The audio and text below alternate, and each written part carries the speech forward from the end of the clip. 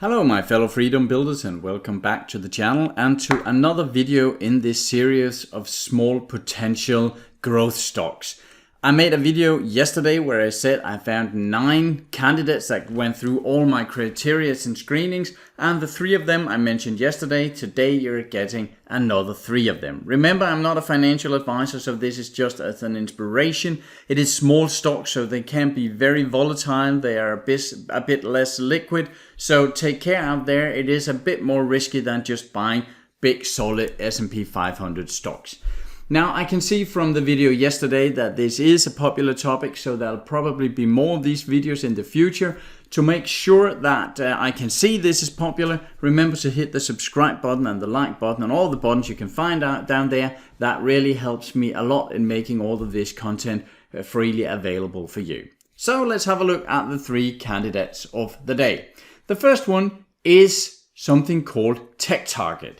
Now, I've never heard of this before. It just came up through my screenings.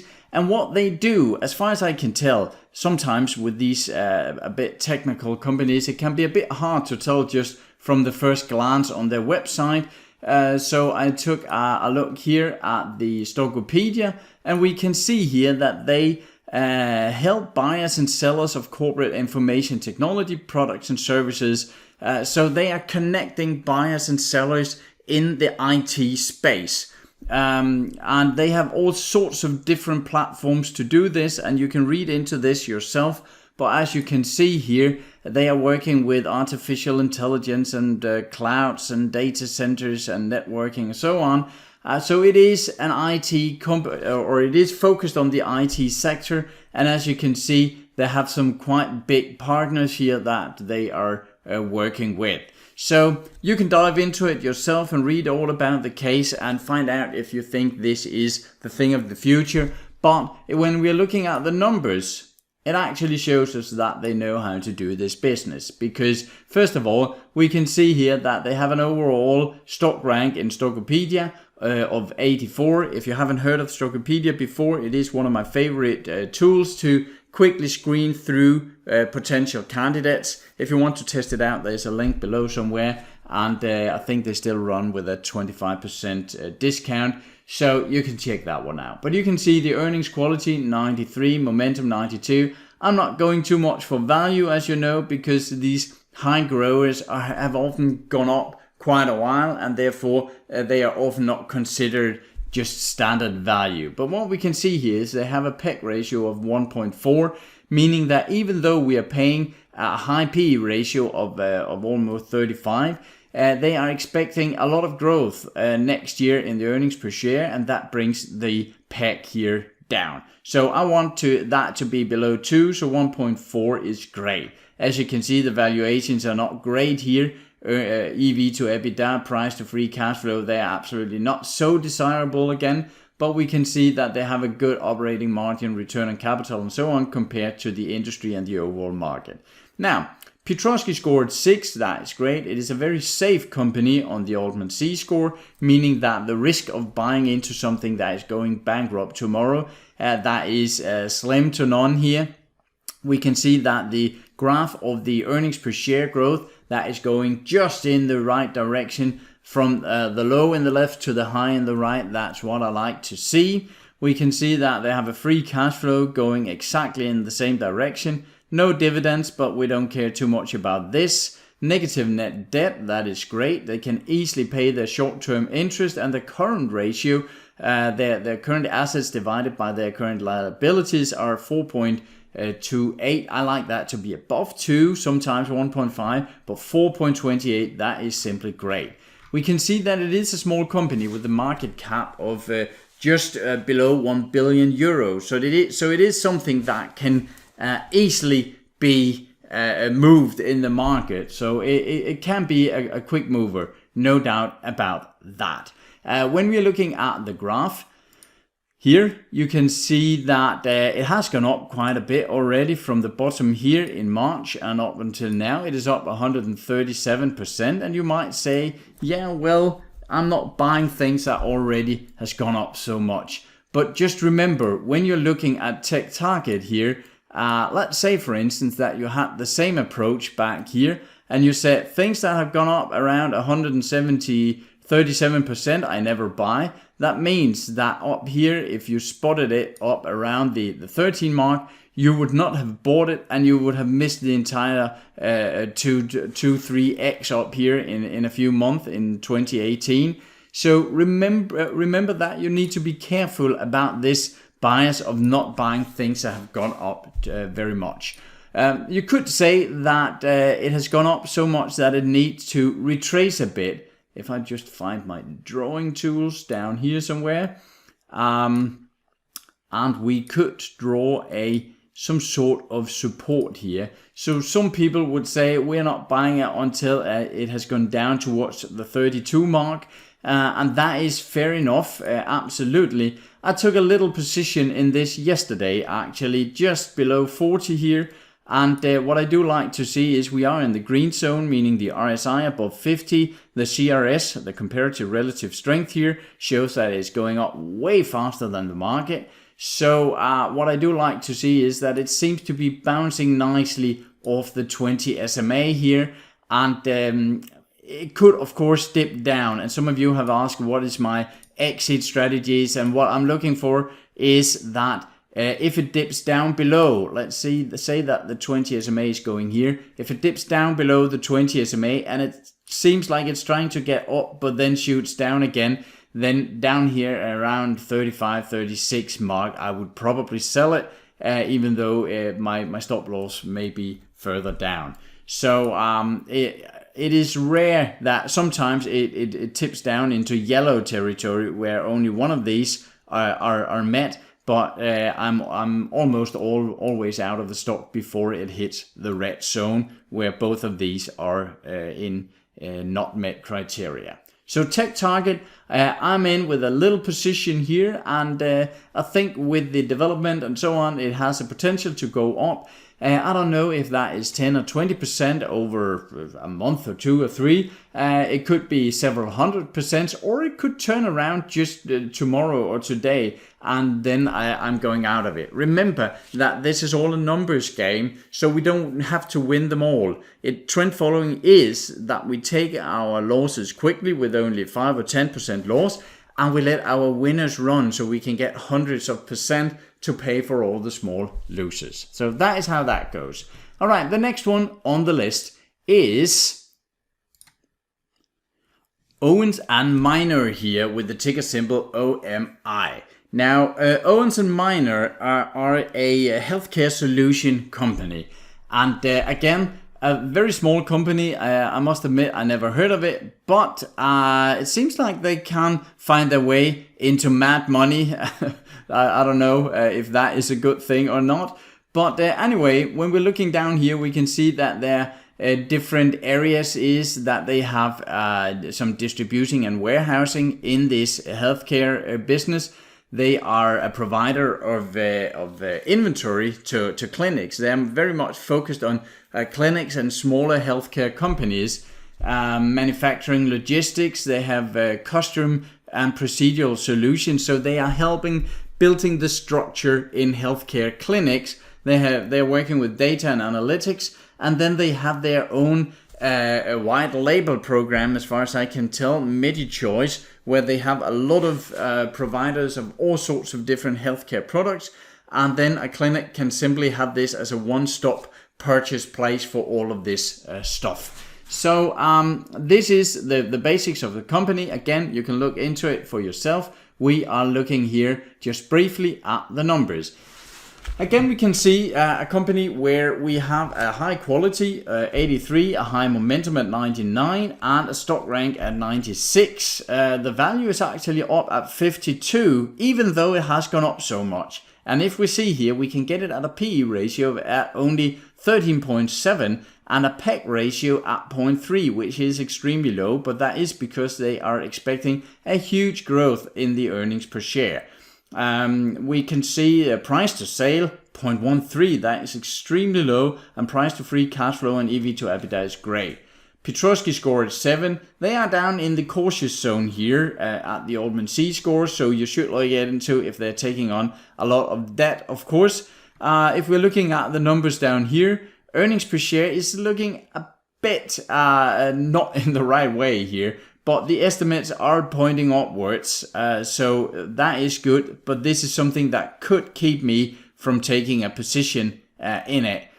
Free cash flow is going up though, and when we can see the net debt, that has been dropping a bit, so that is actually fair enough. The current ratio is not exactly above 2 as I wanted to, but 1.63 is acceptable, and they can actually not completely pay their short-term interest, where the interest coverage is below 1, so that is again something I would be a bit careful of. When we can see here, the analysts are on the hold side, so it is looking fine, I'll say, but there are a bit of there are some warning signs here that you should look out for. Also, the earnings per share growth at 85 when we have a PEG ratio at 0.3. I always look for the 0.3 is extremely low, and when we're looking at this, it is because that the earnings per share simply has gone way down in 18, and in the minus went up just around a break even here in 19, and then of course it is easy to have an 85% growth in your earnings per share when your earnings started from almost zero. So we shouldn't have that too much we shouldn't admire that too much.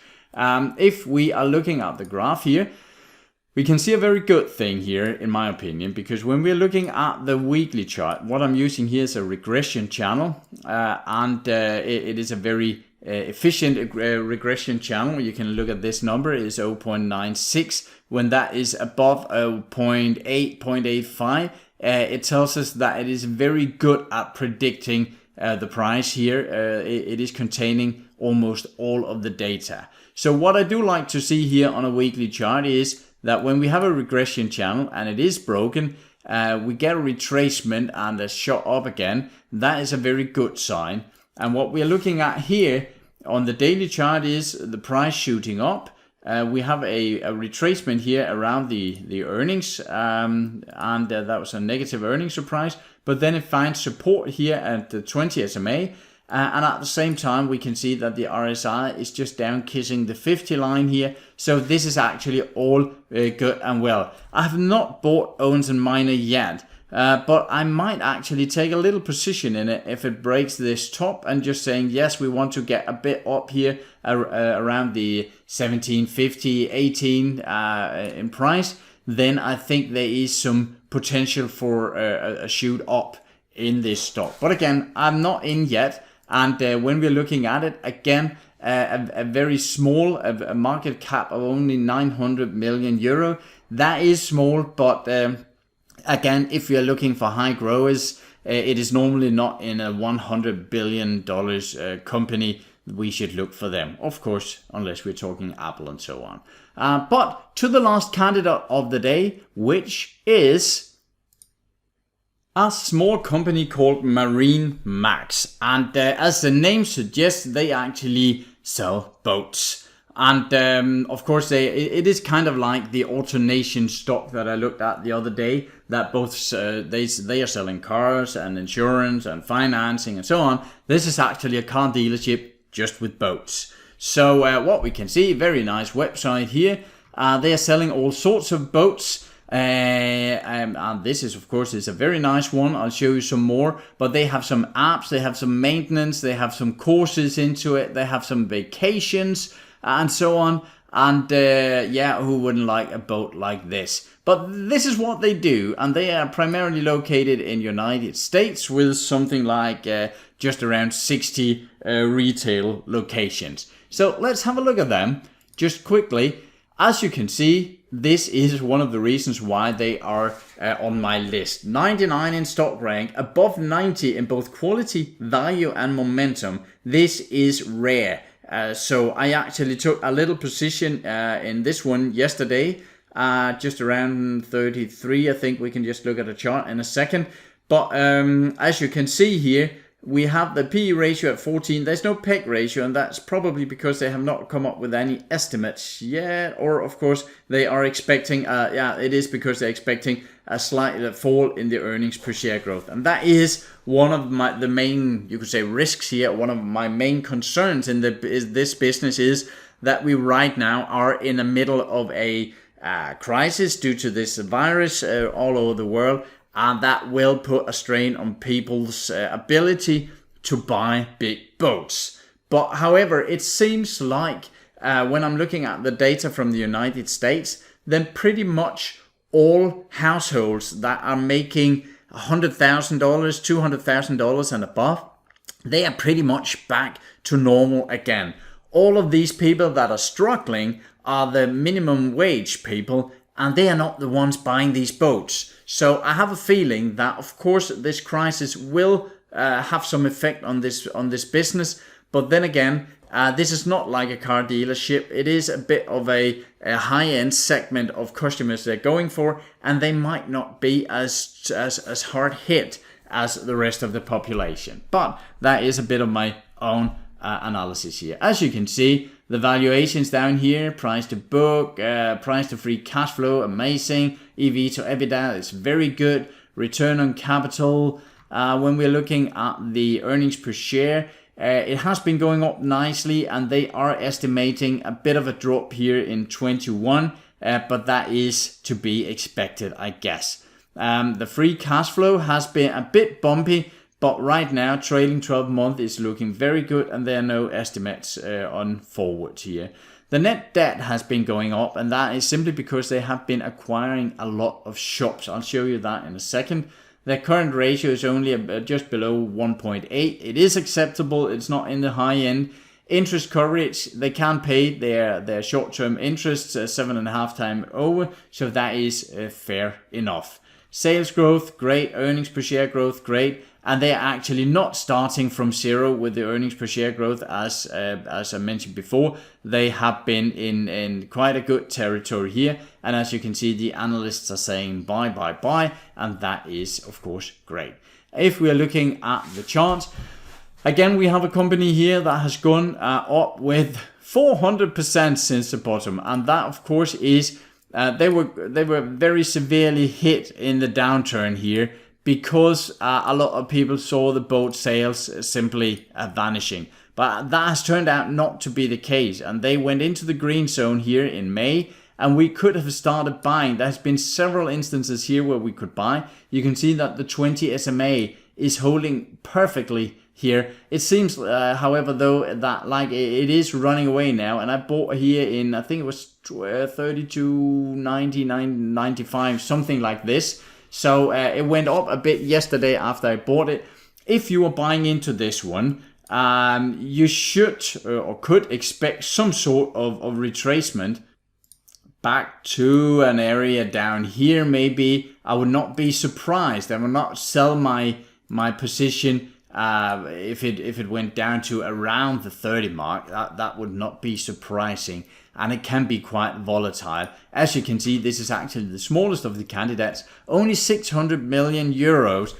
So below $1 billion in market cap. Again, it is a small time growers here that I'm looking for. But when we're looking at this one, looking back in time, it has been up here before. And again, we are back at an area where sometimes hear people saying, let's just have a look at the weekly chart here so we can get a better overview, where people are saying, yes, but you are up in an area where it has been before. And just remember, these top areas, they're not magical. And these are back in 05, 06, 07, before the financial crisis. And I simply don't regard these. If you have a company that is old enough, you can always find some sort of top or bottom that can be a support or resistant if you look back to 1850 or something like that. I simply don't look back 15 years in time. I look back a couple of years, because what you should remember is that the things that forms this form of resistance is that people have been sitting on a stock, and they have some sort of area where they want to sell. And let's say, for instance, that the stock had gone up here a couple of times, and people were in massive pain because they had bought here and now they're sitting with the loss, then in a year or two, it would be reasonable to think that they're still sitting with the stock and saying, if it comes up here again, I sell. But back in 15 years ago, I don't think that people are still sitting with these for hundreds of millions or billions of dollars and saying, now we want to sell. I simply don't see that. So it has been breaking all of the tops that I would look at. And of course, it could have a turn down. And if it breaks my selling point, I simply just sell. I don't see anything wrong in that. Remember, don't take it personal if you get through this stop loss area. And I have no problem in saying that I have bought this, and then maybe in a week or two you can see that, oh, it drops through his stop loss, so he must have lost on this one. Yes. But with this strategy, I am getting several winners a year, making maybe 100 or 200 or 300% of these small growth stocks. And they are easily paying for all my 5 or 10 or 12% losses and leaving some profit on the table for me. So that is how you should look at it. Remember, these are small stocks. They are a lot more illiquid. But I am going for some gains here, but I'm moving my stop up quickly so that I can keep my break even.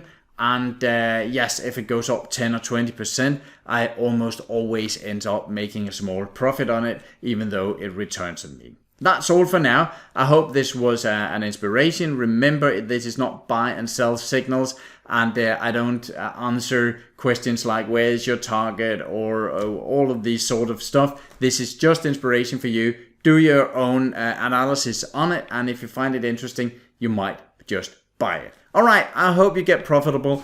Take care of yourself and your money out there, and I'll talk to you again tomorrow with the last 3 candidates. Bye for now.